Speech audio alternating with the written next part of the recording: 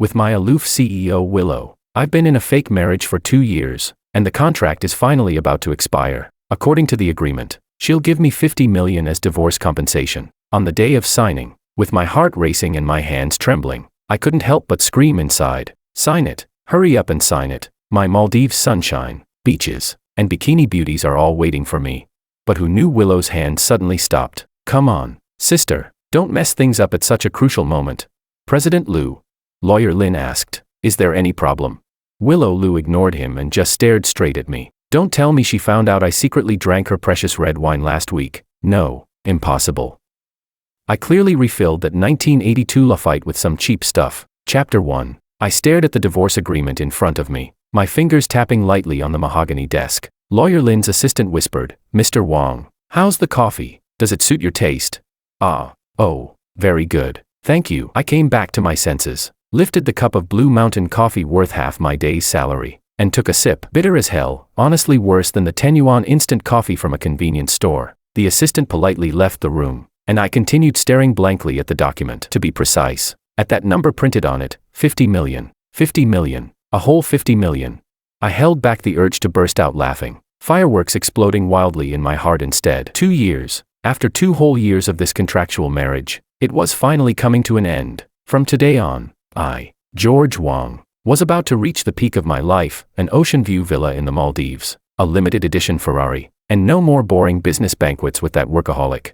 President Liu has arrived. Hearing the assistant's announcement, I instantly adjusted my expression, putting on that melancholic yet restrained look. I'd practiced this gentleman about to be divorced face in front of my bathroom mirror for 2 months straight, guaranteed to make anyone think I was a good man being abandoned. The door opened, and Willow entered, her heels sharp enough to kill. Today she wore a navy blue suit that made her pale skin glow even brighter. As always, she removed her sunglasses and gave me a quick glance, the same way someone might glance at the office photocopier. "Lawyer Lin, are the documents ready?" Her voice was as cold as ever, about the same temperature as frozen meat in the freezer. "Everything is ready, President Liu," Lawyer Lin replied respectfully, handing her the documents and a pen. "As long as both you and Mr. Wong sign, the agreement will take effect." I watched her take the pen, my heartbeat speeding up. Almost there. Almost there. My free life was right in front of me. Willow skimmed through the contract terms, confirming that the 50 million breakup fee was accurate, and lowered the pen tip toward the signature line. My breath hitched. "Sign it.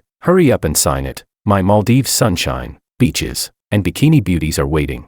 But just as the pen was about to touch the paper, Willow's hand suddenly stopped. My heart nearly leapt out of my throat. "Come on, sister, don't screw up at the critical moment." "President Liu," Lawyer Lin asked in confusion, "is there any problem?" Willow ignored him and just kept staring straight at me. That look made chills run down my spine. Could it be she found out I secretly drank her treasured wine last week? No, that can't be. I clearly refilled that 1982 Lafite with some cheap knockoff. Willow snapped the pen shut and stood up. "I've changed my mind. This marriage is not ending." My brain instantly crashed. "What?" I blurted out, then quickly tried to fix it. Why suddenly? Crap, my voice was shaking. My 50 million, my ocean view villa, my sports car. What the hell was wrong with this woman? Didn't we agree the contract ended peacefully after 2 years? The company has a new project. Getting divorced now would hurt our image. She picked up her Hermes bag, worth a year of my salary, and headed for the door. Just before leaving, she turned and added one more stab. "Oh, and tonight's charity gala, don't forget to show up on time, my dear husband." That last word she bit down especially hard. I nearly sprayed my coffee. Watching her elegant back disappear, I collapsed onto the sofa, feeling like my whole life had gone gray. My freedom. Damn that charity gala. I had already picked out what suit to wear, obviously the party armor I'd used to hit the nightclub right after signing the divorce papers. Lawyer Lin coughed awkwardly. "Mr. Wong, then this agreement. Just tear it up." I waved weakly, then suddenly thought of something. "Wait, can I at least keep it as a souvenir?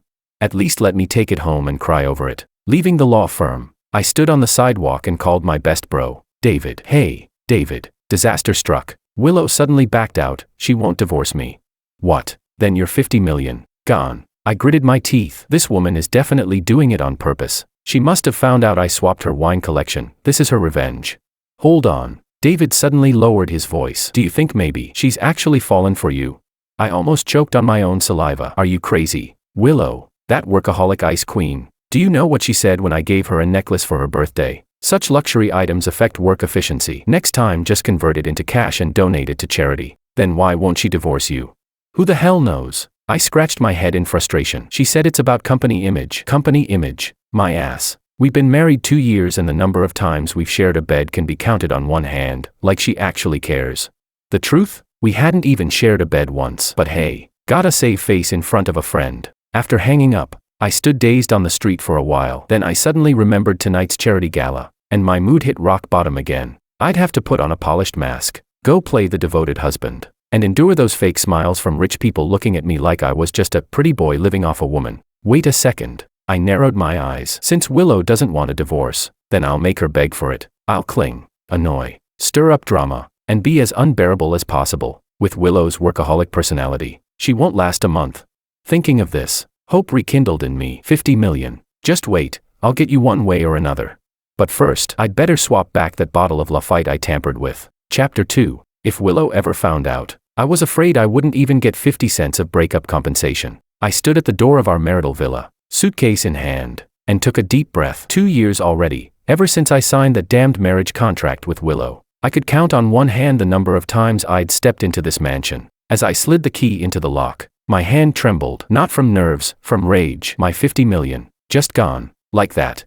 Calm down, George, I muttered to myself. Stick to the plan. Within a month, Willow will definitely be the one to ask for a divorce. The moment I pushed the door open, a faint jasmine fragrance wafted over me. The living room was spotless, exactly the same as the last time I'd been here, which basically meant Willow hadn't been staying here either. Dragging my suitcase upstairs, I paused in front of the master bedroom door for 3 seconds, then decisively turned around and headed to the guest room. Sure, the contract said we had to act like a loving couple, but keeping some distance in private was better. Besides, my current goal was to make Willow hate me, not actually live with her. I had barely set down my luggage when my phone buzzed. A text from Willow, charity gala, Hyatt Hotel, 7 p.m. Don't be late. I rolled my eyes at the screen. Typical Willow, even without punctuation. Her words carried the tone of a command. Of course, darling, I'll be right on time, I typed back, deliberately cheesy, even adding a disgusting heart emoji. The second I sent it, I regretted it. Too obvious. Willow was too smart, she'd definitely suspect something. But then again, suspicion might work in my favor. Let her think I was acting strange.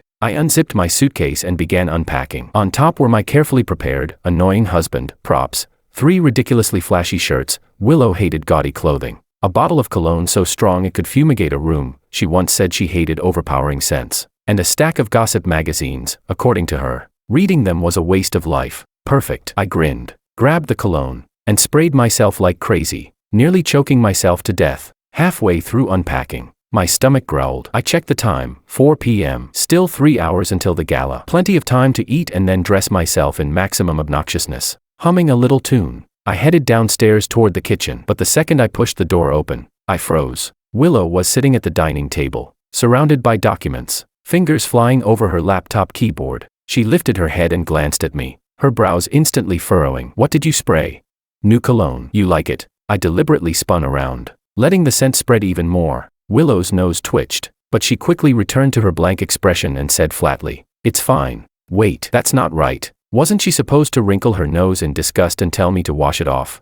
There's food in the fridge. Heat it yourself. Willow didn't even look up again. I grabbed the excuse to escape and rushed to the fridge. Inside, everything was neatly arranged in containers labeled Monday, Tuesday. Classic Willow, even meals had to be scheduled. I grabbed a box at random and shoved it into the microwave. While waiting, I stole a glance at Willow. Sunlight streamed through the floor-to-ceiling windows, gilding her figure in gold. Her lashes cast delicate shadows across her cheeks. I had to admit, this woman was stunning. Pity her personality was hellish. The microwave chimed with a ding, snapping me back. I took out the container, carried it to the far end of the dining table, and sat down as far from Willow as possible. Willow suddenly said, "Wear the navy blue suit tonight." I was in the middle of shoving food into my mouth and nearly choked. I have my own sense of style. Those flashy shirts of yours will embarrass me in front of clients. I pouted, silently retorting, "Who cares what your clients think? I'm wearing the flashiest one I've got."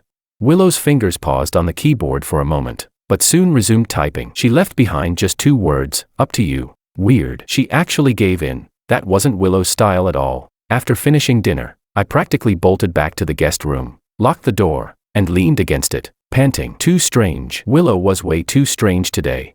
I checked the time, 5:30. Time to get ready for the gala. Although I'd been full of bravado in my head earlier, for the sake of survival, it was safer to go along with her this time. I pulled out the navy blue suit, but paired it with a flamboyant red tie as a tiny act of rebellion. By 6:30, when I came downstairs, Willow was already waiting in the living room. She wore a black backless gown, her hair pinned up, her long neck exposed. I had to admit, this woman had the kind of presence that was impossible to look away from. Change the tie. She didn't even turn her head. I looked down at my red tie. Why? I think it matches perfectly. Like a restaurant waiter, Willow replied as she turned, holding out a navy blue tie. Wear this. In my heart, I cursed her out 6 different ways. Control freak, perfectionist, ice queen. Who the hell wants to listen to you anyway?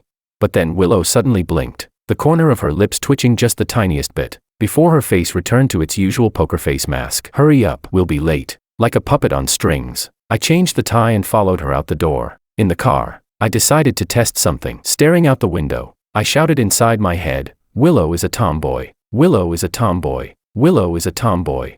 Willow kept her eyes glued to the files on her tablet, not reacting at all. Guess I was overthinking it. Mind reading was too ridiculous. The charity gala was as boring as ever. I stood beside Willow like some decorative vase, plastering on fake smiles for every rich man who came over. On the surface, they treated me politely, but their eyes screamed, pretty boy living off his wife. And where do you work, Mr. Wang? A middle-aged man with a face full of fat asked with a smile. I'm a freel. Before I could speak, Willow cut in smoothly, slipping her hand naturally through my arm. My husband is a freelancer. I almost choked on my own saliva. Willow touched me. Did the sun rise in the west today?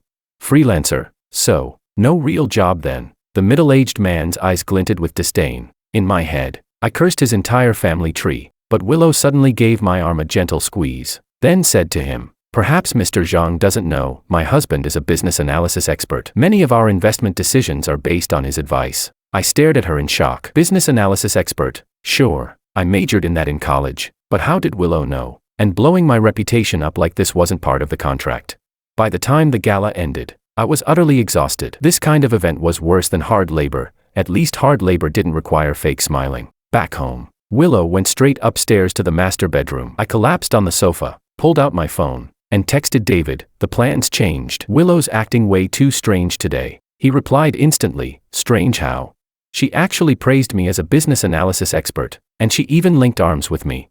Holy shit, don't tell me she's falling for you.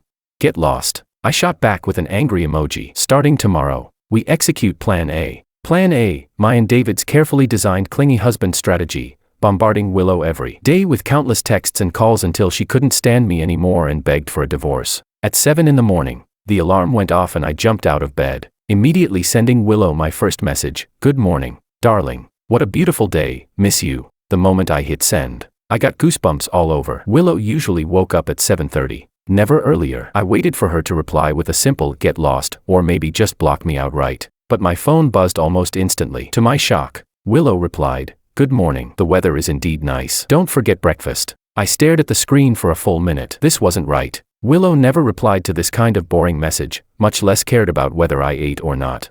Unwilling to give up, I sent another, what time are you off work today? I'll come pick you up. Let's have dinner together. This time it took 5 minutes before her reply came. 7. I want Japanese food. I nearly dropped my phone. What the hell? Willow agreeing to a date. According to David's theory, she was supposed to be disgusted by me.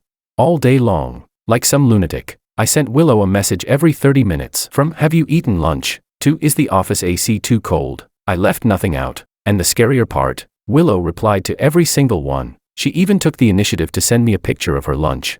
By 6:30 p.m., I was standing outside Liu Group's headquarters, feeling like an idiot. Plan A had completely failed, and now I had no choice but to accompany Willow to Japanese dinner. Mr. Wang, a voice called from behind. I turned and saw a man in a sharp suit, fake smile plastered on his face. Martin. I nodded. He was Willow's vice president, always mocking me whenever he got the chance. Martin looked me up and down, then said, didn't expect to see you here. President Liu has an important meeting tonight. She won't have time to see you. Just as I was about to snap back, Willow's voice came from the building entrance. George. I turned. She was in her signature business suit, heels clicking crisply against the marble floor. Martin's expression instantly shifted to respectful. President Liu, didn't you say you had to work late reviewing the merger case tonight? He asked. Changed my mind. Without even glancing at him, Willow walked straight over, unexpectedly linking her arm through mine. My husband booked Japanese. Martin's face looked like he'd swallowed a fly. I barely held back my laughter, deliberately kissing Willow on the cheek. Let's go, darling. Once we stepped out of the building, Willow immediately released my arm, her icy demeanor snapping back into place. Nice acting. Right back at you, I smirked, then asked, why'd you help me shut down Martin? Willow arched an eyebrow. Don't you hate him? Of course, but, I suddenly froze, staring at her. Wait, how do you know I hate him? Every time you see him, your face looks like you stepped in dog crap, Willow said calmly. Okay, fair explanation, but still, something felt off. At the Japanese restaurant, Willow even poured me a cup of sake. I heard you majored in business analysis in college. Yeah, but I haven't really used it since graduating, I answered cautiously. How did you know that? It's on the marriage registration form. Willow took a sip of sake. Why didn't you pursue it as a career? I shrugged. Never found the right opportunity. The truth was, I wasted a year gaming after graduation, and after that I never managed to find a relevant job. Interested in joining Liu Group? Willow suddenly asked. I nearly spat out my drink. What? The company has a new project that needs business analysis, Willow said, her expression dead serious. Salary will be market standard. I narrowed my eyes. Why the sudden kindness? Willow set down her cup and met my eyes directly. Because I think you're wasting your talent. That answer completely caught me off guard. I had expected her to say something like, because the contract isn't over yet, or for the sake of the company's image. I'll think about it, I replied vaguely, but inside I was wondering, what on earth is this woman plotting? Chapter 3. At exactly 7 in the morning, I crouched outside the master bedroom door like some secret agent, ear pressed against the wood. No sound. Willow should still be asleep. I cleared my throat and called out in the sweetest, most nauseating voice, darling, time to get up. The sun's already shining on your butt. From inside came a loud thud, like a pillow hitting the door. Perfect. Just as planned. I grinned smugly and continued, my tone so sugary it could rot teeth. I made breakfast for you, heart-shaped eggs and toast. The door suddenly yanked open. Willow stood there, hair slightly messy, eyes still drowsy, and yet, still breathtaking. She was in a silk nightgown, neckline slightly loose, revealing a delicate collarbone. I quickly looked away, chanting silently in my head, 50 million, 50 million, 50 million. When did you learn to cook? Willow's voice was husky from sleep. I learned just for you, I winked, silently adding, actually, it's just takeout with some plating. Willow narrowed her eyes, and that look sent chills down my spine. Could she have found out already? Thanks, she suddenly said, then walked straight toward the dining room. I froze. Wait, that's it. No sarcasm. No, get lost. At the table, Willow ate my so-called loving breakfast in small, delicate bites, her expression calm as if she were dining at a Michelin 3-star restaurant. I sat opposite her, feeling like a nervous skulkid waiting for the teacher to grade his homework. The eggs are too salty. The toast is burnt. She put down her fork, but I appreciate the thought. My jaw nearly hit the table. That wasn't Willow at all. According to David's script, she should have wrinkled her nose in disgust and said something like, don't ever put this garbage on the table again. What are your plans for today? Willow dabbed her lips with a napkin, her movements graceful like she was shooting a commercial. Nothing special, I stammered, completely forgetting all the lines I had rehearsed. Then come to the office with me. Willow stood up. There are some documents that need your signature. My eyes widened. What documents? Joint property confirmation papers. She said it so casually. Since we're not divorcing, certain procedures need to be updated. My heart skipped a beat. Joint property. Doesn't that mean my 50 million is doomed? I just remembered I have a dentist appointment today. I jumped up. A very important dentist appointment. Willow gave me a faint, amused look. Is that so? Then another day. She walked toward the stairs, but suddenly turned back and added, oh, and I'll message you at noon. Make sure you reply. Like an idiot, I nodded automatically. Only after she went upstairs did I collapse into the chair. This wasn't right. Something was definitely not right. Willow wasn't repelled by my clinginess. She was actually doubling down and clinging back. I pulled out my phone and dialed David. David, plan A is a total failure. Willow actually likes me being clingy. That's impossible. David screamed on the other end. A workaholic like her should hate being disturbed. But she just asked me to go with her to the office, and she said she'd text me at noon. There was silence for a few seconds. Then David muttered, George, are you sure this is just a contractual marriage? Of course. We haven't even held hands, I hissed, except for the necessary public appearances. Then why is she suddenly acting like this? David said under his breath. Unless what? Unless she's really falling for you. I almost crushed my phone in my hand. Are you out of your mind? Willow, like me, do you know what she said the last time I gave her flowers for her birthday? These meaningless plants only attract bugs and cause allergies. Then how do you explain her attitude toward you now?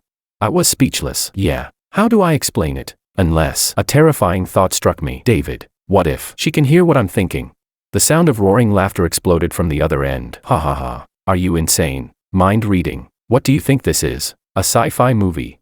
I thought so too. It was absurd, but Willow's behavior lately had been far too abnormal. At exactly noon, my phone buzzed. A text from Willow. Have you had lunch?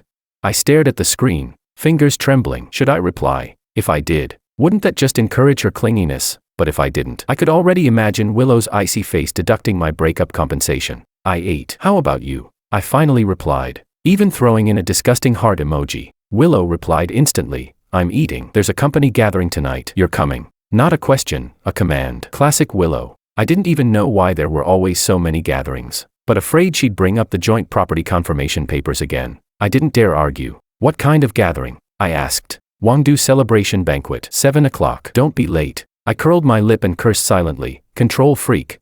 Immediately, my phone buzzed again. Remember to dress formally. I nearly threw my phone across the room. Was this woman actually telepathic?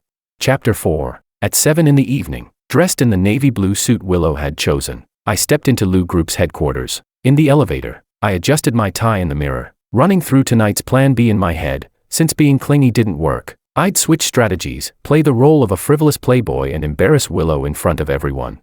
The celebration banquet was held in the top floor ballroom, already buzzing with voices by the time I arrived. Willow stood at the center, surrounded by senior executives, like a queen receiving her subjects' worship. She wore a burgundy gown tonight, her skin pale as snow, her hair loosely pinned up to reveal a slender neck. I took a deep breath, puffed out my chest, and strode forward. Darling, my voice was loud enough for half the hall to hear. Every head turned, including Willow's. I seized the chance to wrap my arm around her waist and planted a loud kiss on her cheek. Sorry I'm late, traffic was terrible. Willow's body stiffened for a moment, but then relaxed. It's fine, she said. She didn't push me away. That didn't make sense.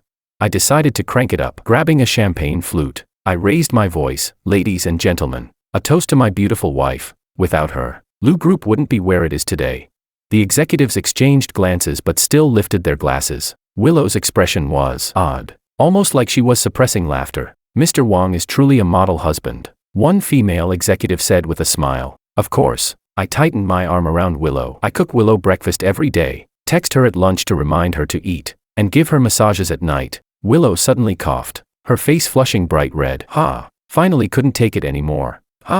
President Liu is really lucky, another female colleague said enviously. Wait, what? Shouldn't they be grossed out, thinking I was some disgusting clingy fool? Just then, a young woman in a low-cut dress staggered toward me. Mr. Wang, can I buy you a drink? My eyes lit up. Perfect. Flirting with a colleague right in front of Willow. Let's see if she can handle that. Of course. Gorgeous. I accepted the glass, leaning in close. And your name is? I'm Lisa. From marketing. She blushed. I've always admired you, Mr. Wang. I shot a triumphant glance at Willow, only to find her chatting with the CFO. Not even looking this way. Damn it. Mr. Wang, you're so handsome. Lisa leaned in closer, her boozy breath hot against my face. So much better than the men in this company. That's when I realized she was drunk. She practically draped herself over me, her hands wandering up my chest. Panic set in. This was supposed to be an act. I never actually wanted to cheat. Miss Lisa, you've had too much. I tried to push her away, but she clung on like an octopus. Mr. Wang, will you take me home? She whispered in my ear. I froze, screaming inside. I'm dead. If Willow sees this, I'm finished. She'll kill me, and I won't see a single cent of my 50 million. Need a hand. A cold voice cut in from behind. I turned, and there was Willow, standing with a dangerous smile. President Liu. Lisa instantly let go of me and snapped to attention. I was just, you're drunk, Willow said calmly. The company will cover your cab fare. Go home and rest. Lisa scurried away like a mouse that had just seen a cat. I stood frozen, cold sweat dripping down my back. Willow, let me explain. No need. Willow handed me a glass of juice and added, drink less alcohol. I dumbly accepted the glass, utterly confused. That reaction was way too normal. According to the script, wasn't she supposed to explode in anger and humiliate me in front of everyone? President Liu, a greasy middle-aged man, walked over. I heard the recent acquisition went smoothly. Willow nodded. Thanks to the team's hard work. And this must be your husband. The man looked me up and down. Truly a fine-looking gentleman. I rolled my eyes inwardly. Bootlicker. Willow suddenly slipped her arm through mine. Yes, my husband has given me plenty of professional advice. Professional advice? When the hell did I ever give her professional advice? This woman could lie without blinking. After the banquet, Willow actually suggested we go home together. In the car, she leaned back with her eyes closed to rest. I, on the other hand, secretly studied her profile. Moonlight streamed in through the window, tracing out her perfect features. I suddenly noticed her lashes, long, like little fans. Had enough staring? Willow spoke suddenly. Eyes still shut. I jerked my gaze away. Who's staring at you? I was looking out the window. Willow let out a soft chuckle and said nothing more. Back at home. She headed straight for the bedroom. At the door, she paused. By the way, tomorrow's the weekend. We're going golfing. What? I don't know how to play golf. I'll teach you. She shut the door, leaving me standing alone in the hallway, dumbfounded. I returned to the guest room and messaged David. Plan B failed too. Willow didn't even care when I flirted with a female colleague. David replied, bro, I'm more and more convinced she really likes you. Bullshit. I angrily typed back. She's just what? I couldn't even come up with a reason. Willow's behavior lately was far too abnormal, completely out of character for her ice queen persona. Unless, a ridiculous thought popped into my head, unless she could actually hear my thoughts and knew I was just acting. I shook my head, banishing the absurd idea. Mind reading. Nonsense. Tomorrow's golf. There. I had to find a way to make her bring up divorce herself. Chapter 5. The next day, I put on the clothes she had picked for me and followed her to the golf course. Whack. The golf ball shot out like a cannonball, tracing a perfect arc in the air, then landed squarely on the head of a rich guy in the next lane. Ow. A scream echoed across the entire golf course. I stood frozen, hands trembling around the club. Great. I was doomed this time. George Wong. Willow stormed over, heels sinking into the grass. Her teeth were practically grinding. Was that on purpose? I blinked innocently. I told you I don't know how to play golf. That was the chairman of my group. Willow hissed under her breath. Do you have any idea we're negotiating a partnership with them? I rolled my eyes inwardly. Not my problem. Outwardly, I put on a guilty face. Sorry, darling, should I go apologize? Willow took a deep breath, then suddenly smiled. Sure, go ahead. Wait, that wasn't right. Wasn't she supposed to be furious and cancel the whole outing? Reluctantly, I shuffled over to the old man clutching his head. Terribly sorry, sir. You're President Liu's husband, aren't you? The old man glared. Do you know that shot could have sent me straight to the ICU? How about I buy you a drink? I offered with a sheepish grin. A drink? He snorted. I quit drinking 20 years ago. Crap. Flattery backfired. I glanced at Willow. She was sitting calmly under a sun umbrella, sipping iced tea, watching the show like it was entertainment. In the end, I had to sign off on a medical bill with a terrifying number just to settle it. On the way back to the clubhouse, I drooped like a drowned dog. Happy now, Willow handed me a glass of lemonade. Ecstatic, I muttered. Now you see how terrible it is to bring me along. Right, next time, just go buy yours. No, I think it was fun. Willow cut me off. Let's come again next weekend. I spat out the water. What? Willow raised an eyebrow. What? You don't want to exercise with me? I was speechless. Had this woman lost her mind? Logically, she should never want to see me again after this. Back home, I collapsed onto the sofa, reflecting on life. The golf plan failed. The clingy plan failed. The Playboy plan failed. Willow's tolerance was beyond imagination. Looks like it's time for harsher measures, I muttered, pulling out my phone and searching how to be a terrible husband. The next morning, I deliberately slept in until the sun was high. When I went downstairs, Willow had already gone to work. On the dining table was a note. Breakfast is in the microwave. I curled my lip and dumped the breakfast straight into the trash. Then I began executing my terrible husband plan. Step 1. Scatter dirty socks everywhere. Step 2. Play video games in the living room until 3 a.m. Volume maxed out. Step 3. Order piles of junk food delivery and stack the empty boxes on the coffee table. Step 4. Use Willow's fancy teacups as ashtrays, even though I didn't smoke. 3 days later, the apartment looked like a pigsty. I surveyed the chaos proudly. Surely this time, Willow would blow her top. At 7 in the evening, I heard the sound of the door lock turning. I immediately sprawled across the sofa in the most obnoxious pose I could manage, hammering away at the game controller with loud pop-pop-pop clicks. Willow walked in, her heels crunching on top of pizza boxes. She looked around, and her expression was surprisingly calm. Having fun? She asked. Having the time of my life, I shouted deliberately. Way better than playing golf with you. Willow nodded, set down her briefcase, and began taking off her jacket. Wait, what? Why wasn't she angry? Don't you think the house is too messy? I probed. A little. Willow bent down and picked up one of my dirty socks. But the cleaning service is coming tomorrow. My jaw almost hit the floor. That's it. No yelling. No slamming the door. I'm tired. I'll take a shower first. With that, Willow headed upstairs, leaving me sitting alone in the trash heap, questioning my entire existence. Plan C failed. The next day was Saturday, and I slept until noon. When I finally went downstairs, the apartment was spotless again. My game console was neatly tucked away in the TV cabinet, and all the takeout boxes were gone. Willow sat at the dining table working, a cup of coffee in front of her, but something looked off. Her face was pale, her eyes bloodshot, and she kept coughing. "You're sick," I blurted out. Willow shook her head. "I'm fine." When I got closer, I saw beads of sweat on her forehead and her lips were cracked. She was obviously running a fever. "Did you check your temperature?" I frowned. "No time." Willow didn't even look up. "This merger case is due Monday." I yanked her laptop out of her hands. "If you're sick, then rest." Willow finally looked up, her gaze sharp. "Give it back." "No." I hid the computer behind me. "Go lie down upstairs. I'll go buy you medicine." "Not necessary." Willow stood to snatch it back, but suddenly swayed, nearly collapsing. I quickly caught her, and the heat radiating from her skin shocked me. "God, you're burning up like this and still working."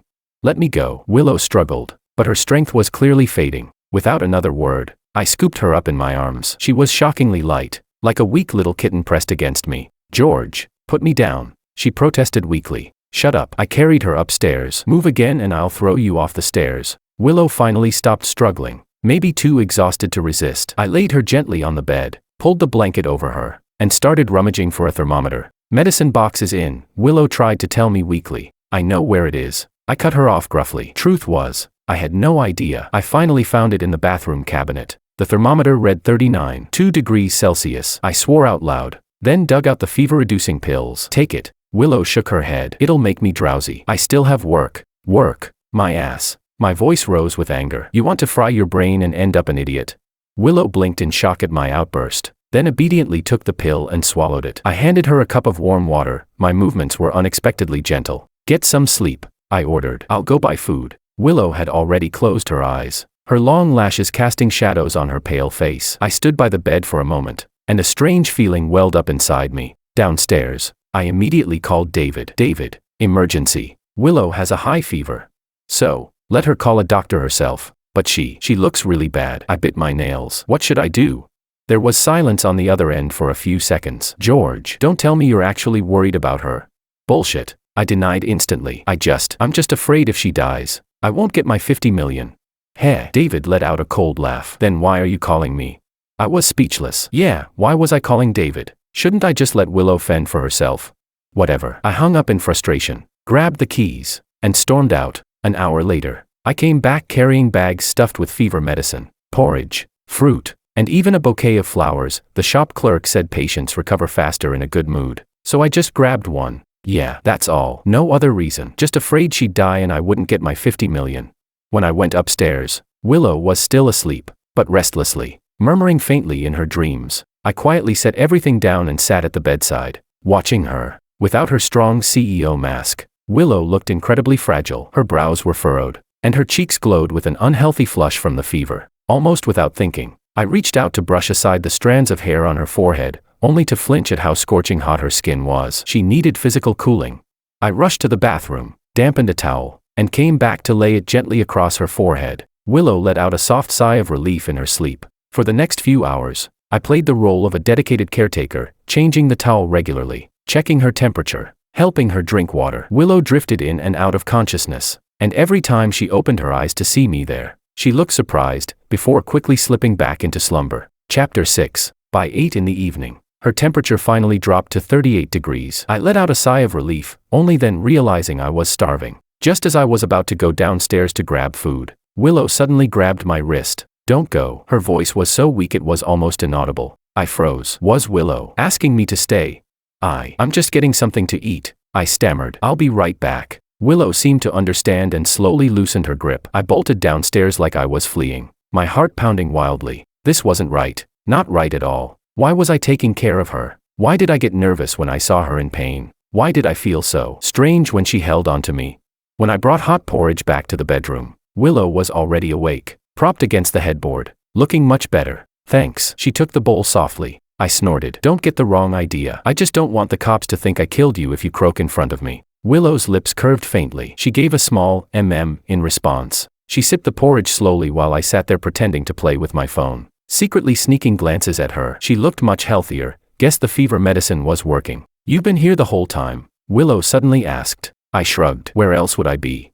I thought you'd take the chance to go out and have fun." "Am I that kind of person?" I rolled my eyes, silently adding, "Though that really was my original plan." Willow actually laughed, weakly, but genuinely, as she answered, "No, We lapsed into a strange silence. After she finished the porridge, I set the bowl aside and casually took her temperature again. 37.4. Much better. I sighed in relief. You should be fine by tomorrow. Willow studied me for a long moment, then said quietly, "You're actually good at taking care of people." "I am not," I denied instantly. Just what? I had no idea. I just couldn't stand by and do nothing while she was sick. "Go to sleep," I muttered stiffly. "I'll be in the next room. Call me if you need anything." I stood up to leave, but Willow suddenly said, "George." "What?" "Tonight, can you stay?" Her voice was soft. "I don't want to have nightmares." My eyes widened. Willow, acting cute. That was even scarier than her having a fever.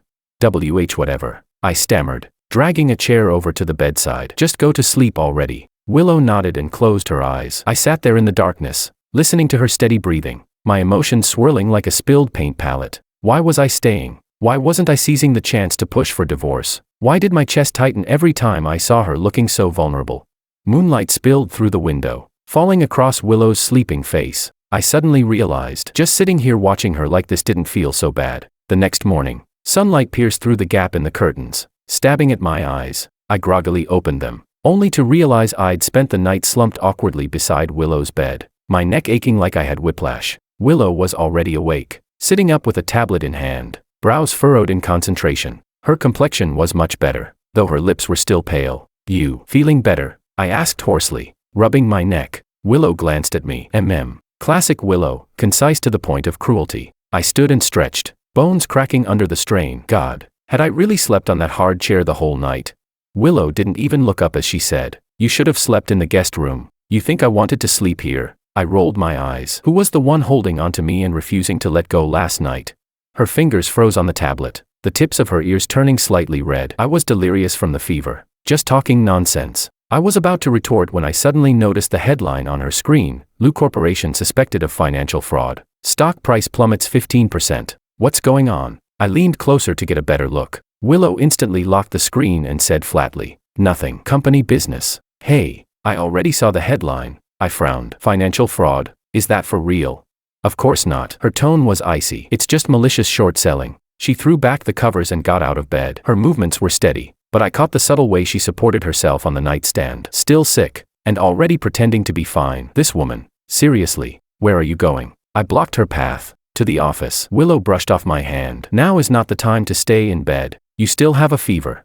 "So what?" She was already at the wardrobe, picking out clothes. "Every 1% drop in stock price means tens of millions in losses." My mouth opened, but I couldn't think of a rebuttal. Knowing Willow, she would drag herself to the office even if she had to crawl. "Suit yourself." I turned toward the door. "Just don't blame me if you keel over." Despite my words, I still headed straight to the kitchen downstairs. 10 minutes later, I came back with a cup of hot honey water and 2 slices of toast. "Eat." I shoved the plate into Willow's hands. "I don't want you fainting on the way." She blinked in surprise before accepting it. "Thanks." While she ate, I secretly pulled out my phone and looked up the news. It was worse than I thought. An anonymous letter accused Liu Corporation of inflating profits, even attaching so-called internal documents, obviously forged. But the market had already panicked. "So how are you planning to respond?" I asked. Willow buttoned up her shirt collar. "Hold a press conference to clarify, and have legal prepare a lawsuit." Too passive. I shook my head. With this kind of malicious short selling, clarification alone won't cut it. You need to find out who's behind it, and at the same time give the market a stronger signal. Willow paused mid-motion with her tie, staring at me in surprise. "You actually know about this?" I shrugged. "Didn't you say I was a genius at business analysis? So what do you suggest?" For once, there was a trace of genuine consultation in her tone. I thought for a moment. "First, announce a major investment or acquisition right away to show the company's financial strength. Second, get a few heavyweight partners to stand publicly by your side. And most importantly, investigate who's been shorting your stock in huge amounts." Willow nodded slowly, thoughtful. "That makes sense." She picked up her phone and dialed. "Martin, call an executive meeting at 9. Also, contact President Wang and Chairman Chen. Tell them I'll host them for lunch." After hanging up, she turned to me. "Are you coming with me?" "Me?" I pointed at myself. "To your company. You claim to understand business analysis, don't you?" Willow picked up her briefcase. "Consider yourself a consultant." I was about to refuse, but then I caught sight of her still pale face. Against my better judgment, the words that came out were, "Fine, I've got nothing else to do today anyway." Chapter 7. Half an hour later, we arrived at the Liu Corporation headquarters. The moment I stepped into the lobby, I could feel the tension in the air. Employees hurried past, whispering to each other. When they saw Willow, worry immediately appeared on their faces. In the elevator, Willow suddenly swayed. I caught her just in time. "Hey, you okay?"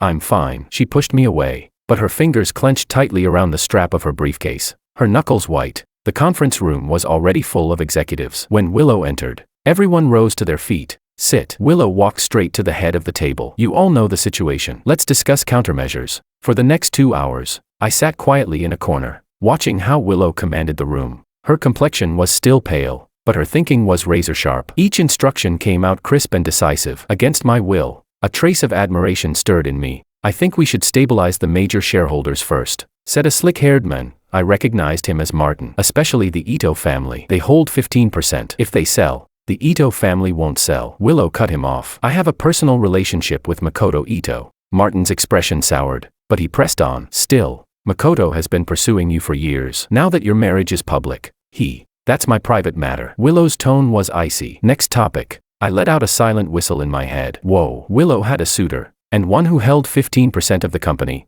Interesting. "I think Vice President Martin has a point," a female executive interjected. "We should take a two-pronged approach, clarifying while also finding a heavyweight partner to stand by us." "Such as?" Willow asked. "For example, Hashin Group. They've been expanding overseas lately, and their business would complement ours." I couldn't help but laugh. All eyes in the room snapped toward me. "Sorry." I raised my hand. "But Hashin's cash flow is practically broken. Having them stand by you, that's suicide." The room fell silent. Willow narrowed her eyes. "How do you know Hashin's having liquidity issues?"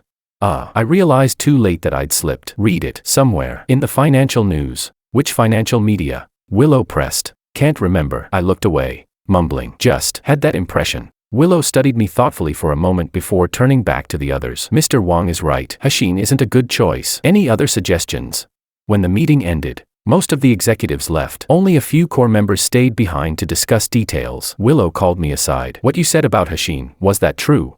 I nodded. "Their investments in Southeast Asia tanked last year. Now they're surviving on short-term loans." "How do you know this?" Her sharp gaze felt like it could strip away my lies. I sighed. "Fine. I sometimes do freelance business analysis for friends." "What kind of friends?"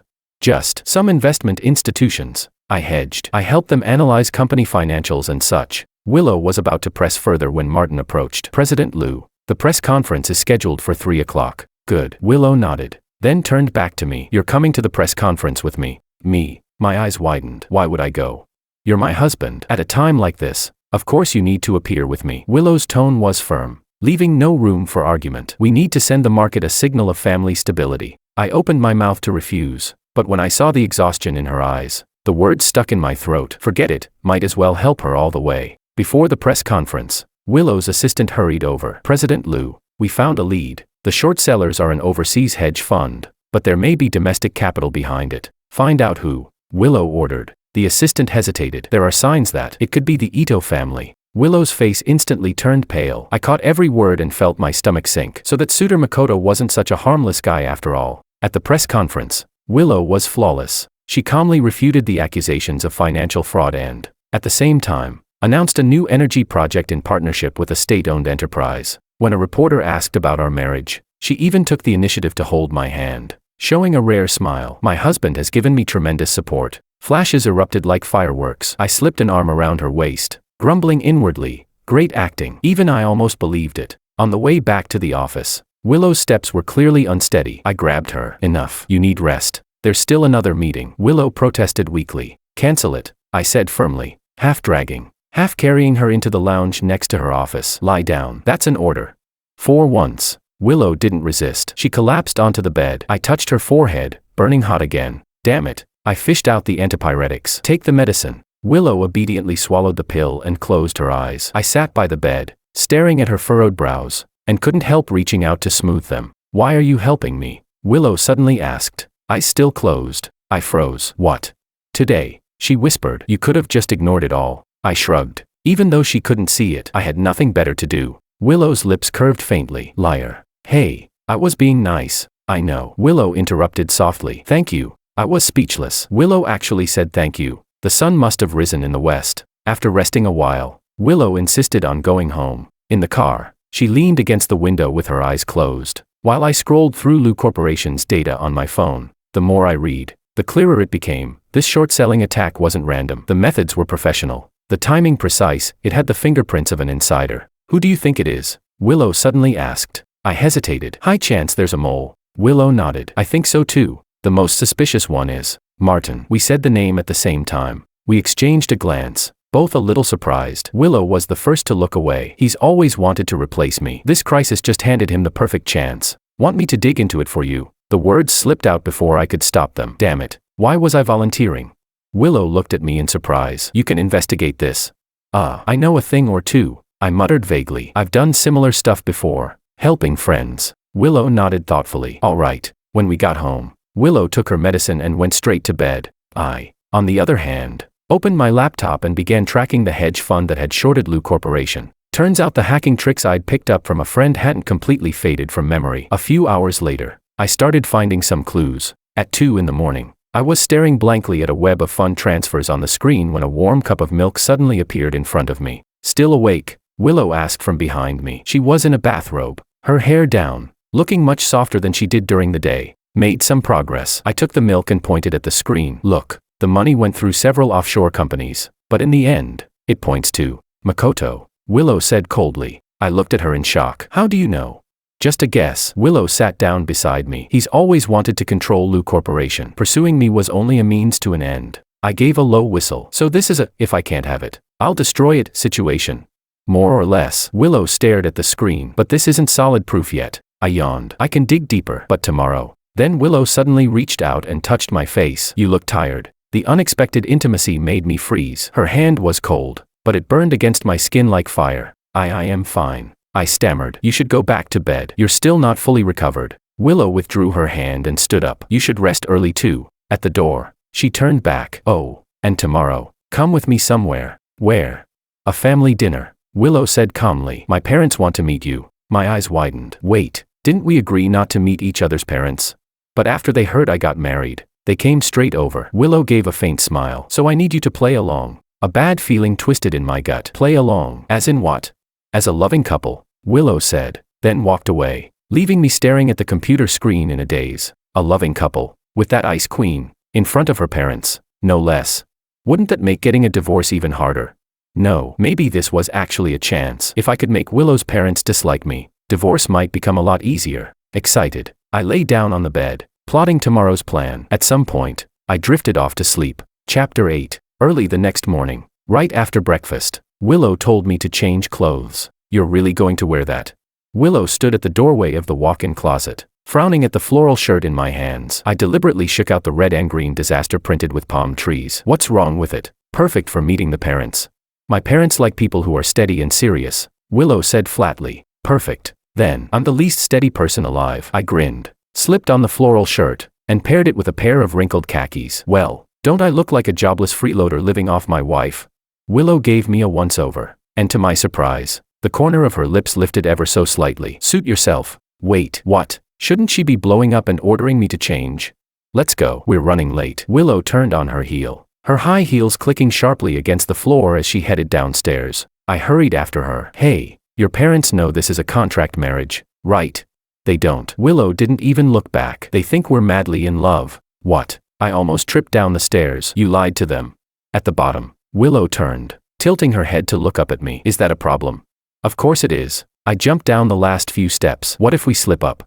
Then don't slip up. Willow handed me a gift bag. This is tea for my father. Remember, you bought it specially from Hangzhou. I stared at the beautifully wrapped box. When the hell did I? Right now. Willow cut me off, shoving another little box into my hands. This is a pearl necklace for my mother. You picked it out in Japan last month. Wait, and another thing. She didn't give me a chance to object. My father likes talking politics. Don't respond. My mother will ask if we plan on having kids. Just say, we'll let nature take its course. I stood there with my mouth hanging open, looking like an idiot. Was this woman treating me like a puppet on strings? Got it. Willow arched an eyebrow. Got it, my ass. I finally found my voice. Your parents aren't idiots. Who the hell are we supposed to be fooling with this? Willow suddenly leaned in close, so close I could catch a faint whiff of her perfume. George, just play along this once, and I'll give you an extra 10 million when we divorce. My breath caught. 60 million. That's 60 million in total. Deal. I instantly switched faces, plastering on a sycophantic grin. My dear in-laws are definitely going to love me. Willow rolled her eyes and strode toward the garage. I scampered after her, already daydreaming about how to spend 60 million. In the car, as I fastened my seatbelt, I asked, by the way, why didn't you tell your parents the truth? Willow's fingers tightened on the steering wheel. They're very traditional. They'd never accept something like a contract marriage. Oh, I nodded. Then suddenly a light bulb went off in my head. Wait, no. How did I let this woman trick me into this? I want a divorce. Remember, if we don't divorce, even with the extra 10 million, I'll never see the money. No, I have to make her parents hate me. If they think their son-in-law is useless, they'll definitely persuade her to divorce me. 50 million should be plenty then. Willow slammed the brakes, and I almost kissed the windshield. What the hell? Red light, Willow said expressionlessly, though I was pretty sure I caught the corner of her lips twitch. Weird, was she holding back a laugh? Meanwhile, in my head, my genius plan continued. I'll act rude and boorish, chew with my mouth open, order her around, maybe even pick a fight with her dad at dinner. Just then, Willow's voice floated casually through the car. Careful how you behave. If your performance doesn't pass, and my parents end up advising me to divorce, then you won't see that 60 million. My eyes went wide. That's blackmail. It's incentive, Willow corrected calmly. Behave well, and you get the bonus. I slumped back in my seat, fuming silently and cursing Willow in my head. This woman was a devil. Forget mind reading. She was clearly just a calculating capitalist. Willow's parents lived in a villa on the outskirts of the city. As soon as the car stopped, a well-dressed middle-aged couple came out to greet us. Willow's mother was so well-maintained she looked at least 10 years younger than her actual age. Her father, on the other hand, wore a stern expression, a classic retired official look. Dad, Mom. Willow got out of the car, smiling for once. Willow. Mrs. Liu hugged her daughter tightly, then turned her eyes on me. And this must be George.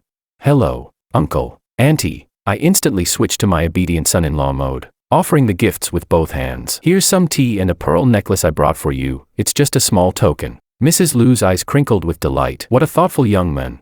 Mr. Liu accepted the tea, nodding gravely. Westlake Longjing. Not bad. I sneaked a glance at Willow. She was watching me with that half-smile again. Inside the house, Mrs. Liu sat me down and started bombarding me with questions. George, how did you and Willow meet? I froze for a second. At a business forum, Willow answered smoothly. He was an invited analyst. I stared at her in surprise. Wow, that lie rolled right off her tongue. Really? Mr. Liu perked up. So you know economics? Just a little, I said modestly. What's your opinion on the current stock market? He shot back. Dad, no work talk during meals. Willow cut in quickly, afraid I'd say something stupid. Lunch was a feast, an overwhelming spread of home-style dishes, all cooked by Mrs. Liu herself. I took one bite of the braised pork belly and nearly teared up. Way better than Willow's calorie-counted health meals. Is it good? Mrs. Liu asked expectantly. It's amazing, I exclaimed sincerely. Auntie, your cooking is out of this world. Mrs. Liu beamed with joy, piling more food into my bowl. I ate so heartily that I completely forgot about my act terrible plan. George, Mr. Liu suddenly spoke. I heard you're a freelancer.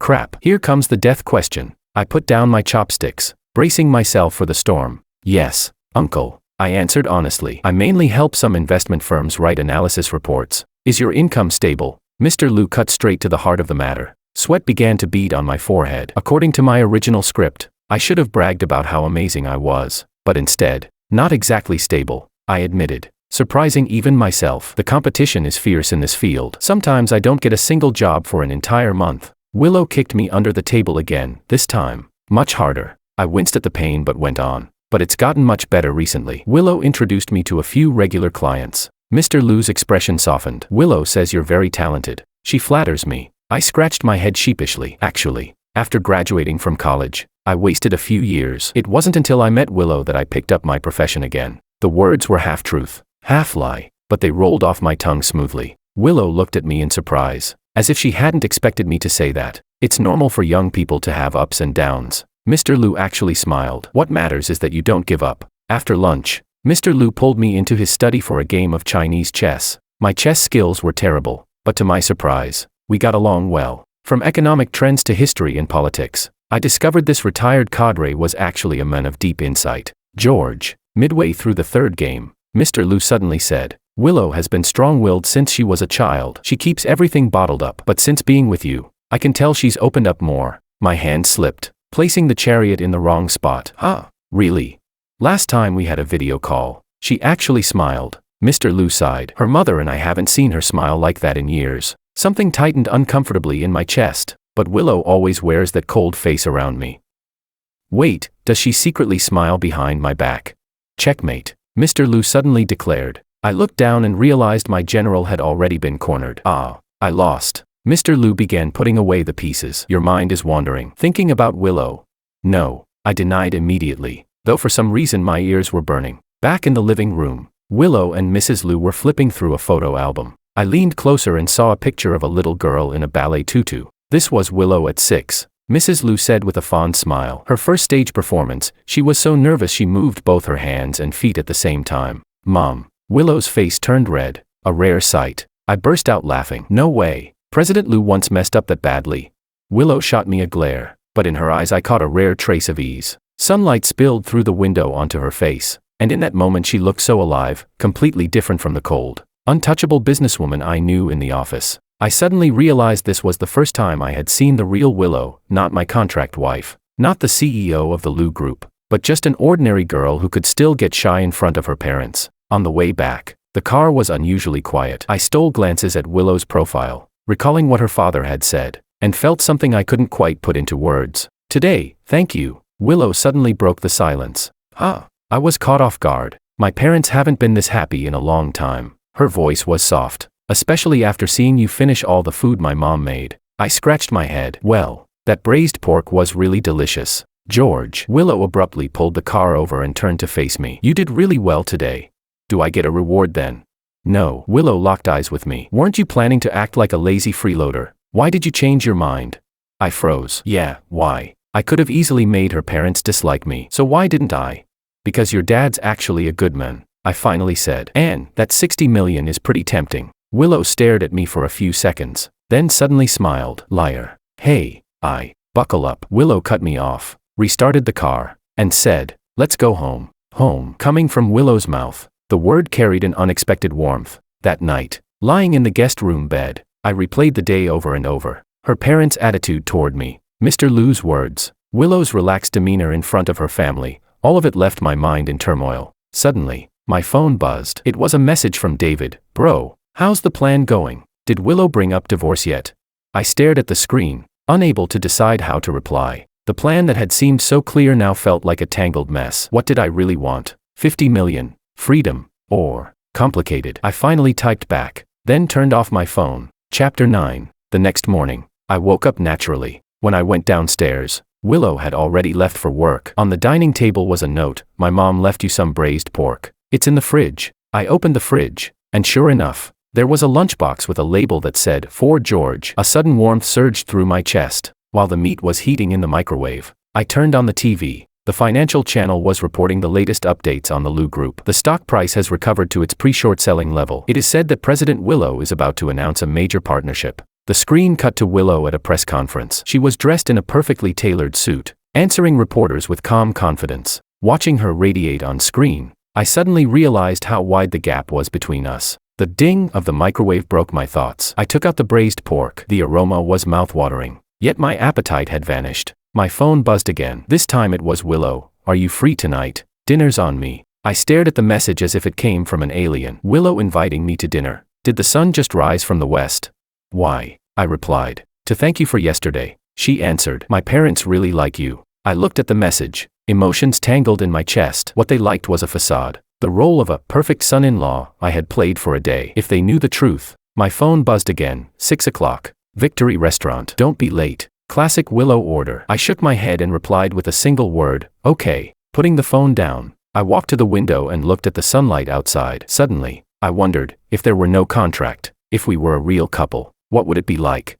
The thought startled me. I shook my head to chase it away. Don't be stupid, George. Don't forget about the 50 million. No. Now it's 60 million. But why? When I thought about 60 million, did my heart not leap the way it used to? Victory Restaurant was the most expensive Cantonese place in town. Rumor had it a single meal could cost an ordinary person's monthly salary. I stood at the entrance, tugging at the only decent navy blue suit I owned, feeling utterly out of place. Sir, do you have a reservation? The doorman asked politely. Willow booked a table, I murmured. The doorman's expression instantly turned respectful. A guest of President Liu. Please. This way. He led me through the glittering hall into a semi-private booth. Willow was already there, head bent over some documents. Today she wore a dark green dress. her hair loosely pinned up, exposing her slender neck. Under the soft lights, she looked like a living oil painting. "You're here," Willow said without looking up. I pulled out the chair and sat down. "How are your parents?" "They're good. My mom even asked when she could invite you to dinner again." Willow closed the file at last and lifted her gaze to me. "Let's order." I opened the menu and gasped inwardly at the prices. 4 digits for a single dish. That's robbery. "You order." "I'm not familiar with this." I quickly shut the menu and pushed it toward her. Willow raised an eyebrow. "Last time at the Japanese restaurant, you ordered like a pro. That was Japanese food. This is Cantonese. Different story." I gave an awkward chuckle. Willow didn't press further. She smoothly ordered a few signature dishes. After the waiter left, the room fell into an awkward silence. "So," I scratched my head, "why exactly are you inviting me to dinner today?" Willow lifted her teacup and took a sip. "I told you. To thank you for yesterday." "Cut it out," I interrupted. "No need for that between us. What's the real reason?" Willow set down her teacup and met my eyes. "Makoto is back." I froze. "Oh, your former suitor?" Willow's expression grew serious. "He contacted me this morning. Said he wanted to discuss a partnership." "Partnership?" I frowned. "That backstabber?" "There's no direct evidence it was him," Willow said calmly. "And in business, there are no permanent enemies." I let out a derisive laugh. "So he almost brought your company down. And now he comes grinning, talking cooperation. That's why I wanted to talk to you about it." Willow's voice dropped lower. "He asked me to have dinner with him tomorrow night. Alone." My fingers clenched the napkin unconsciously. "Alone." Willow studied my reaction. "Do you think I should go?" "Up to you." I forced myself to relax. "We're just in a contract marriage anyway. You can meet whoever you want." "Really?" Willow narrowed her eyes. "Of course." I spread my hands dramatically. "I'm not the kind of petty husband, you know." "Good, then I'll go," Willow replied crisply. A strange heaviness pressed down in my chest, as if cotton had stuffed my heart. The waiter happened to bring the dishes at that moment. Easing the tension for a while, I picked up food mechanically, unable to taste a thing. "By the way," Willow suddenly said, "there's a charity auction tomorrow night. Go in my place." "Me?" My eyes widened. "Why?" "I'll be meeting Makoto, remember?" Willow said evenly. I set my chopsticks down. "Willow, what exactly are you scheming?" "No scheme." Willow dabbed the corner of her lips. "I just think you should take part in more social events. After all." "After all what?" "After all, you are my husband now, at least in the public's eyes." Willow's tone suddenly sharpened. "And I'm sick of hearing people call you my kept man." I shot to my feet, the chair screeching harshly against the floor. "Who said that?" "Plenty of people." Willow met my gaze coolly. "Since the day we got married, the rumors have never stopped." Her words hit my chest like a sledgehammer. I had always pretended not to care, but hearing it straight from Willow still stung. "I need the restroom." I turned and left the booth, needing space to breathe. Inside, I splashed cold water onto my face and stared into the mirror. 2 years now, I'd been playing Willow's contract husband, showing up at events, enduring the disdainful looks of the rich and powerful, but I had never once considered what kind of pressure Willow herself had been enduring. Back in the booth, Willow was on the phone. When she saw me walk in, she ended the call quickly with a simple, "See you tomorrow, Makoto?" I asked. Willow nodded. "He changed his mind. Now he wants to meet at the charity auction." I clenched my fists. "So that means I don't have to go anymore?" "No, you're still going." Willow's eyes grew complicated. "He said he wants us to attend as a couple." I let out a cold laugh. "How generous of him." "George." Willow suddenly placed her hand over mine. "If you don't want to, I'll go." I cut her off. "Of course I'll go. How could I miss the chance to meet your old suitor?" Willow frowned slightly but stayed silent. We finished the rest of the meal in heavy silence. The atmosphere weighed down like lead. When we got home, Willow went straight to the study. I sat on the living room couch, scrolling through my phone for information on Makoto. The screen instantly filled with headlines. Business prodigy Makoto returns home. Heir of the Ito Group strikes again with overseas MA. Diamond bachelor Makoto, a woman in his heart. That last gossip piece had a photo, an old picture of Willow and Makoto together. In the photo, a younger Willow was wearing an evening gown, standing beside a tall, handsome Makoto. The two of them looked dazzlingly perfect together. I shut off my phone, my chest aching. This was the kind of man Willow deserved, wasn't it? A business elite, born into a powerful family, not someone like me, a so-called kept man with no real career. The next evening, I put on the suit Willow had chosen for me, adjusting my tie in front of the full-length mirror. The man in the reflection looked decent enough, but I knew it was all an illusion. Strip off the designer clothes, and I was nothing. Ready. Willow appeared at the door. Tonight, she wore a backless gown, her hair elegantly pinned up, revealing the flawless lines of her shoulders and neck. Around her neck, a diamond necklace glittered brilliantly. I nodded stiffly. In the car, Willow kept reading documents, while I stared out the window at the city flashing by, my chest heavy with unease. "Listen," Willow suddenly closed the file and said, "No matter what Makoto says tonight, don't lose your temper." I sneered. "What? Worried I'll embarrass you?" "I'm worried you'll get hurt." Willow frowned. "Makoto isn't someone you can handle easily." "Thanks for the concern," I said bitterly. "But I can take care of myself." Willow sighed. Saying nothing more, the charity auction was held on the top floor of the Peninsula Hotel. When the elevator doors opened, I was stunned by the luxury before me. Crystal chandeliers, champagne towers, elegantly dressed elites. This was a world I didn't belong to. "President Liu," a deep male voice called from behind. I turned and saw a tall, strikingly handsome man striding over, dressed in a tailored tailcoat. Every movement radiated the effortless elegance of high society. This was Makoto, more dazzling in person than in any photo. "President Ito." Willow nodded politely. Makoto ignored me completely, taking Willow's hand. "It's been a long time. You're even more beautiful." Without betraying any emotion, Willow withdrew her hand. "Thank you. This is my husband, George." Only then did Makoto Ito glance at me. His eyes filled with disdain as if looking at a fly. "Ah, so this is President Liu's husband." He deliberately emphasized the word husband, drawing quiet chuckles from those nearby. "Good evening, President Ito," I said, extending my hand. "I've heard much about you." Makoto gave my hand a perfunctory shake before turning back to Willow. "Willow, I have some friends who would like to meet you regarding the cooperation project." Willow hesitated briefly, then looked at me. "You'll be fine on your own for a while." "Of course." I forced a smile. "Go ahead." Watching Willow walk away with Makoto, I clenched my fists tight. This was the life Willow truly wanted, wasn't it? To stand beside someone like Makoto, an elite who could casually discuss billion-dollar deals, not someone like me, a worthless kept man with no real job. I grabbed a glass of champagne and drifted along the edges of the hall alone. Every so often, curious glances landed on me, followed by hushed whispers. I didn't need to hear clearly to know what they were saying. "That's Willow's boy toy. He's nothing but a freeloader. What does President Liu even see in him?"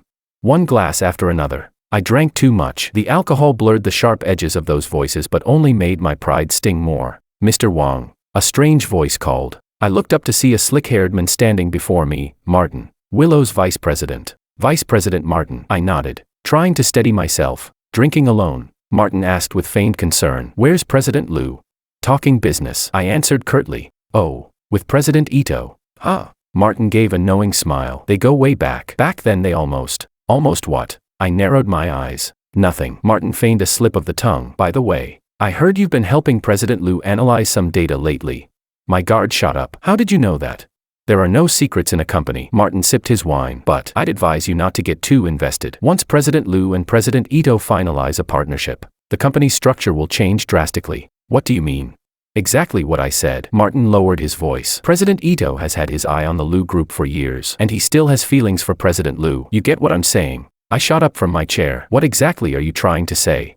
"Relax." Martin took a step back. "I'm just giving you a friendly warning. When they reconcile, you, her contract husband, will be dismissed. Isn't that right?" My blood turned cold. You know.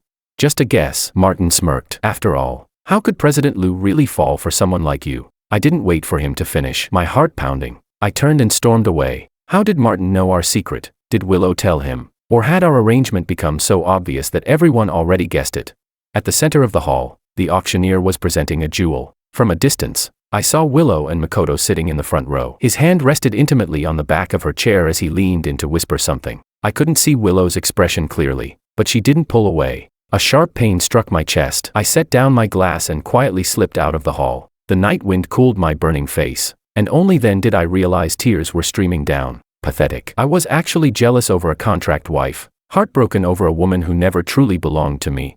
Back at the villa, I went straight to the guest room and began packing. 2 years of farce had to end. Willow didn't need a burden like me, and I didn't want to live this humiliating lie anymore. 50 million, 60 million, to hell with it. Some things matter more than money. From the closet, I left behind all the designer suits Willow had bought me. I only packed my old clothes and my laptop. Taking one last look at the room that had never truly been mine, I gently closed the door. In the living room, I left a note. "The contract is over. I wish you happiness." Chapter 10. Just a few simple words, yet they drained every ounce of my strength. Leaving the keys behind, I dragged my suitcase toward the door. At that moment, the sound of the lock turning echoed through the silent living room. Willow stood in the doorway, her face pale. "Where are you going?"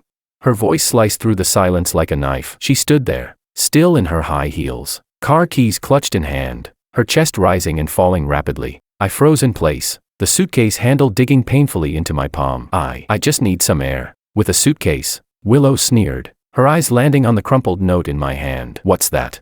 Instinctively, I balled the paper tighter in my fist. Nothing. Willow strode forward, snatched the note from my hand, and unfolded it. Her eyes scanned the words quickly, her expression darkening with each line. What's the meaning of this? She glared at me, her voice trembling slightly. The literal meaning. I looked away. The contract is over. You're free. I don't agree. Willow tore the note into shreds. We signed a contract. Then call it breach of contract. I let out a bitter laugh. Take the penalty out of my 50 million. George. Willow suddenly raised her voice. What the hell is wrong with you? What's wrong with me? I shouted back, unable to hold it in. Watching you and Makoto whispering so sweetly. Am I supposed to pretend nothing happened? Listening to everyone mock me as your boy toy. Am I supposed to just smile through it? Willow's eyes widened. You actually care about that? No shit. I yanked off my tie. What man wouldn't? But you always acted like, because that was part of the contract. I cut her off. Play the loving couple, remember? But I can't keep acting anymore. Willow's face turned ashen. Is this because of Makoto? It's not just him. I took a deep breath. Martin knows our secret. He told me that once you reconcile with Makoto, this contract husband will be dismissed. Willow's pupils constricted sharply. How could he possibly know? You're asking me, I sneered. I should be asking you. Did you tell him? Of course not. Willow's voice was sharp. Why would I ever? Doesn't matter anymore. I waved my hand wearily. It's going to end sooner or later. Better to end it now. While I still have a shred of dignity. I reached for my suitcase, but Willow pressed her hand down on mine. Wait. Her fingers were ice cold, yet they burned like fire against my skin, sending a shiver through me. What else? I forced myself to sound cold. Willow bit her lip, as if torn between choices. Finally, she lifted her head and looked straight into my eyes. Martin was wrong. I will never get back with Makoto. That was never even a possibility. Why? I laughed bitterly. Because he nearly destroyed your company. Come on, Willow. You're the one who said it. There are no permanent enemies in business. That's not the reason. Willow's voice softened suddenly, almost a whisper. It's because I already have someone I like. My heart skipped a beat. Who? Willow didn't answer. Instead, she let go of my hand, walked over to the liquor cabinet, and poured 2 glasses of whiskey. She handed one to me, then tilted back her own and took a long gulp. George. Her voice rasped slightly from the alcohol. If I tell you a secret, can you promise not to run away? I looked at her warily. What secret? Promise me first. Fine, I promise. Willow drew in a deep breath, as if summoning courage. I can hear your thoughts. I froze for a second, then let out a laugh. What? I can hear what you're thinking, Willow said, enunciating every word. Since the day we were preparing for divorce, I suddenly started hearing your thoughts. I stared at her, searching for any sign that she was joking, but her expression was frighteningly serious. You're insane. I took a step back. Mind reading. What is this? A sci-fi movie? Last Wednesday morning, in your head you called me a controlling, OCD ice queen. Willow's voice was calm. And yesterday afternoon, when you saw me talking to Makoto, you thought, they really look like a perfect match. My blood froze in an instant. Those were all things I had thought, things I had never said aloud. And, Willow continued, at the golf course, when you deliberately hit Chairman Ma with the ball, you thought, this will definitely piss her off. The glass slipped from my hand and shattered on the floor, whiskey spilling everywhere. This couldn't be real. It absolutely couldn't be. Prove it. My voice shook. If what you're saying is true, then what am I thinking right now? Willow locked her gaze on mine and slowly said, you're thinking, if this is real, then what about when in the bathroom with her photo? Stop. My face burned scarlet as I cut her off. Enough. I believe you. God, how humiliating. My brain short-circuited completely. Willow's lips curved in the faintest smile. Now do you believe me? I collapsed onto the couch, burying my face in my hands. So, for the past 2 months, you've been hearing all my thoughts. Including the ones where I cursed at you. And the dirty ones. Especially those. Willow's tone carried a hint of amusement. I let out a wail, wishing the ground would swallow me whole. Too embarrassing. Never in my life had I felt such shame. Wait, I suddenly realized something. So you already knew I wanted a divorce just for the 50 million? Willow nodded. I knew from the very first day. Then why didn't you expose me? Because, for once, Willow hesitated. At first, I thought it was amusing. Later what? Later, I realized you weren't as shallow as you pretended to be. Willow's voice softened. You worried when I was sick. You showed the best of yourself in front of my parents. You stood up for me when my company was in crisis. I was left speechless. She had known everything. She had seen it all. So, I forced the words out. The reason you kept me was because Because I like you. Willow met my eyes directly, not contractually. For real. My heart pounded like it had been struck with a hammer. Willow liked me. Willow, the ice queen. The untouchable president of the Liu group. You're joking. Right. I stammered. Me. A useless freeloader. How could you possibly? You're not useless. Willow cut me off. You just hide behind a mask. The truth is, you're smarter than most, and kinder than most. I opened my mouth, but no sound came out. No one had ever evaluated me like this before, not even my parents. And, Willow added, I've heard all of your inner thoughts, the good and the bad, and I still fell in love with the real you. Her words were like a key, unlocking the tightly sealed door of my heart. Suddenly, I realized why it hurt so much to see her with Makoto. Why the thought of leaving was so unbearable, because, damn it, I had fallen in love with her. Not the fake act written in the contract, not greed for her money, but truly, genuinely in love with this strong, smart, occasionally tender woman. My voice trembled. I like you too. Willow's eyes lit up. Really? Yes, I nodded. Even though you have a bad temper, you're controlling, and you're a workaholic. Willow raised an eyebrow. Are you sure this is a confession? But you are you. I took a deep breath, and I seem to have fallen for exactly who you are. Willow suddenly laughed, the most beautiful smile I had ever seen. She stepped forward and gently hugged me. Then can you not leave now? I hugged her back, breathing in the fragrance of her hair. I'm not leaving. We stayed in each other's arms in the living room, neither of us speaking. After a long while, Willow finally let go of me. By the way, about Martin. How did he find out our secret? I frowned. My guess is he guessed. Willow pondered. He's always wanted to replace me. So maybe he investigated you. And Makoto, I said bitterly. You two looked pretty cozy chatting tonight. Willow rolled her eyes. I was trying to get information out of him. He was indeed involved in shorting the Liu Corporation. But the evidence isn't enough yet. So you're using him. Willow gave a sly smile. Just like you once planned to use me to get 50 million. My face flushed. Can we let that one go already? No way. Willow poked my chest. I'm going to tease you about it for the rest of your life. Fine. Anyway, I've got nothing now. I sighed dramatically. Didn't get the money, and even lost myself in the process. Willow suddenly grew serious. George, about that. If you really want the money, stop. I covered her mouth. If I took the money and left now, wouldn't that make me a real jerk? Willow pulled my hand down. I'm being serious. If you have your own career plans, I do have an idea. I hesitated. You once said I could work at the Liu Corporation. Does that still stand? Willow's eyes lit up. Of course.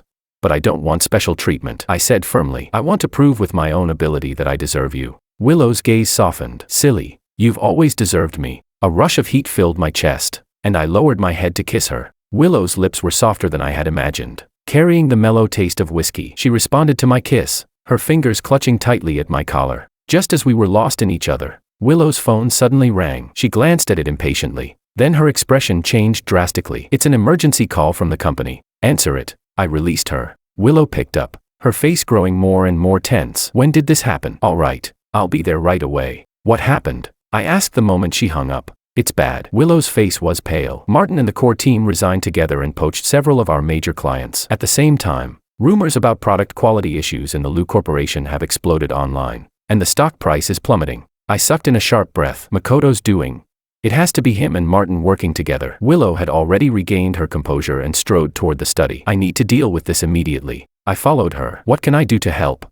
Without looking up as she opened her laptop, Willow said, help me contact several mainstream media outlets and prepare a clarification statement. Then check the background of those clients to see if there's any chance of salvaging them. Understood. President Liu. I gave a half-joking salute. Willow glanced up at me, the corner of her mouth lifting. Welcome to the Liu Corporation. Consultant Wang. The next 72 hours, we barely slept. Willow handled crisis PR and internal stability, while I used my expertise in analysis and media connections to help her organize information and craft strategies. Through this process, I saw a whole new side of Willow, resilient, decisive, unflinching in the face of danger. Even in the company's biggest crisis in history, she never once showed panic. That strength, more than her beauty, made me utterly captivated. On the third day at dawn, when we finally brought the situation under control, Willow collapsed asleep at her desk. I gently picked her up, ready to carry her back to the bedroom. Just then, her phone vibrated. A new message flashed across the screen. From Makoto. The game has just begun. Either leave George, or watch the Liu Corporation go bankrupt. Your choice. Chapter 11. My blood turned cold in an instant. So all of this was because of me. I stared at the message, my fingers unconsciously tightening. That bastard Makoto, he was actually threatening Willow to leave me with the entire Liu Corporation as leverage. Willow stirred slightly in my arms. her brows knitting as if even in her sleep she could sense my anger. I took a deep breath, carried her carefully into the bedroom, and gently laid her on the bed. The moment her head touched the pillow, she curled up like a tired child. I pulled the blanket over her and couldn't resist pressing a kiss to her forehead. Back in the study, I picked up her phone again. Rationally, I knew I should wake her up and discuss a countermeasure, but looking at her exhausted face, I just couldn't bring myself to do it. She had barely slept these past 3 days, and now she was finally resting. I put down the phone and opened my own laptop. Since Makoto had declared war, I had to be prepared. He wasn't the first to underestimate me, and he wouldn't be the last. The bluish glow of the screen lit my face in the darkness as I quickly dug through every piece of public information on Makoto and the Ito Corporation. Financial reports, merger records, media coverage, any clue that might be useful. By the time dawn broke, I finally found a breakthrough. An investment in Southeast Asia that the Ito Corporation made last year had problems. The public data didn't match the reports from local media, and the CEO of the acquired company had suddenly resigned recently, posting some telling complaints on social media. I noted down all the leads and was about to dig deeper when the study door quietly opened. "You didn't sleep all night." Willow stood at the door, already dressed in professional attire, her hair still damp, clearly fresh from a shower. "Yeah, I found something." I rubbed my sore eyes. "Look at this." Willow walked over and leaned down to look at my screen. The faint scent of her body wash drifted into my nose, distracting me for a moment. "You suspect the Ito Corporation of financial fraud?" Willow immediately caught the key point. "Not just that." I opened another file. "The core tech team of the company they acquired all resigned, but the Ito Corporation is still using their patents for promotion." Willow's eyes lit up. "Which means Makoto's overseas acquisition is just an empty shell," I said excitedly. "He spent a fortune buying nothing but useless patents, while the real valuable talent has already left." Willow nodded thoughtfully. "If we can prove this, the Ito Corporation's stock price will crash." I finished her thought. "And I found out they have a large debt payment coming due soon." Suddenly, Willow cupped my face and kissed me hard. "George, you're a genius." My face flushed red. "And not bad, but..." Willow's expression turned serious again. "We need solid evidence, not just speculation." "I have a way." I gave a mysterious smile. "Remember I said I used to help a friend with business analysis? Actually, it's a small team specializing in digging into corporate backgrounds. They can help us go deeper." Willow raised an eyebrow. "You have resources like that?" "College buddy, now a private investigator." I pulled out my phone. "Want me to contact them?" Willow nodded. "Do it immediately. At the same time, we need to stabilize the company." She picked up her own phone, saw Makoto's text message, and her expression darkened. "So it really was him. You already suspected?" "Yes." Willow let out a cold laugh. "Such dirty tricks, it fits his style perfectly." I hesitated. "Willow, if things really get worse, you could." "Could what?" Willow's sharp gaze cut through me. "Leave you." I lowered my head. "I don't want to see you lose the company you built from scratch." "George." Willow lifted my chin, forcing me to meet her eyes. "Listen carefully. Even if the Liu Corporation really goes bankrupt, I will never bow to Makoto. A company can be rebuilt, but you, there's only one of you." My heart felt like it had been struck hard, aching and swelling at the same time. When did this woman, once so cold and untouchable, learn to say things like this? And besides, Willow released me, a cold smile curling on her lips. "We haven't lost yet." The following 2 weeks, we worked as if we were at war. Sure enough, my investigator friend dug up lethal dirt on the Ito Corporation. Not only did their Southeast Asia acquisition have issues, but several of their domestic projects also showed serious violations. Meanwhile, Willow stabilized the company internally, reorganized the team, and even recruited top industry talents to fill the void Martin left behind. I focused on analyzing market data and helping her craft counterattack strategies. We coordinated seamlessly, like partners who had been working together for years. Sometimes just a glance from Willow was enough for me to understand her thoughts, and I was getting better and better at reading her micro-expressions and subtle gestures. That night, we finally compiled all the evidence, ready to expose the Ito Corporation scandals to the media the next day. Willow set down the last document and let out a long sigh. "Finally done." She stretched, her shirt riding up with the motion, revealing a strip of fair skin at her waist. My eyes were drawn to it involuntarily, and my throat tightened. Over the past 2 months, though we had confirmed our relationship, because of the corporate crisis and constant pressure, we had never taken things further. Willow noticed my gaze, raised an eyebrow, and asked, "What are you looking at?" "Nothing." I quickly shifted my eyes away, pretending to straighten the papers. "Just thinking you look really beautiful." The room suddenly grew quiet, broken only by the sound of shuffling papers. I could feel Willow's eyes on me, but I didn't dare look up. "George," she spoke suddenly, her voice softer than usual. "We've won." I raised my head and met her bright eyes. "We'll only know for sure tomorrow." "No, we've already won." Willow stood up, circled around the desk, and stopped in front of me. Makoto can't threaten us anymore. She was so close I could smell the faint fragrance of her perfume. My heartbeat quickened, and sweat dampened my palms. Willow, my voice tightened. Do you know what you're doing? I do. She leaned down, bracing her hands on the arms of my chair, trapping me between her and the seat. I'm seducing my husband. My brain short-circuited instantly. Willow had never used a word like seduce, nor taken the initiative like this. Are you sure? I swallowed hard. We have a press conference tomorrow, which is why we need to relax tonight. Willow's fingers traced lightly along my collar. Unless you don't want to. I grabbed her wrist and stood abruptly, pressing her against the desk. You're playing with fire, President Liu. Willow's breathing quickened, but her eyes remained defiant. So what?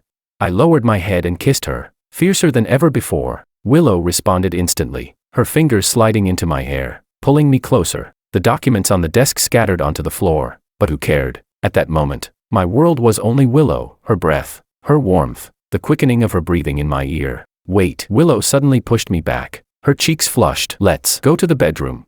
I scooped her up into my arms and strode toward the master bedroom. Willow felt impossibly light in my embrace, yet filled me with a sense of unparalleled fulfillment. I kicked the bedroom door shut behind us, and we poured 2 years of restraint and longing into that night. When Willow trembled beneath me, reaching her peak, I felt as though I had conquered the entire world. Afterward, I held her close, my fingers absent-mindedly tracing circles on her smooth back. Leaning against my chest, Willow's breathing slowly steadied. Does it hurt? I asked softly. A little, she admitted honestly, but her lips curved in a satisfied smile. But it's good. I kissed the top of her head. I thought you'd be more experienced. Willow pinched me. And what exactly do you think I am? No, I hurried to explain. I just mean, you're so outstanding, and you've had so many admirers. Work kept me too busy, Willow said softly. And besides, I never met someone I truly wanted to be with, until you met me. I asked shamelessly. Willow shot me a glare. Don't get cocky. I just couldn't get rid of you. I laughed loudly, flipping her beneath me. Then let me annoy you once more.